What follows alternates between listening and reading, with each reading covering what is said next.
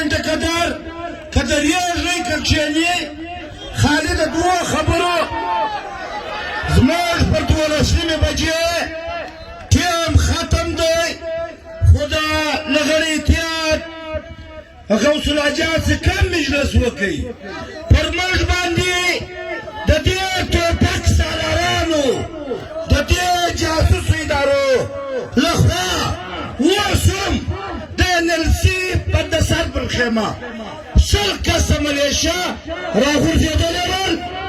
اوس پر خیمې پورته کوي زموږ دا فیصله ده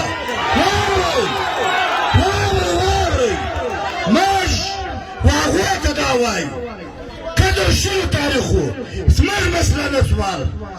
دا پر لټ ختم کوو کانټینران شاوخوا کلي مخ شا بابي دوستي شاوخوا خیمې راځو واورئ هر سړی د خپل چینکه ګاز خیمه ټاټ دا سره په مخه کړو نور هېڅ شی نه کوو پر لټ تفریر 3 میاشتې موږ وکړئ اوس چې دی زما په خیمو ته درېږي دی زموږ اسټال ختم کړئ په والله بالله که دا پر لټ خیمې او دا کانټینران دا به ځي د بابي دوستي پر هغه ګېټ د کرنل د میجر د دې برګېډیر لارې به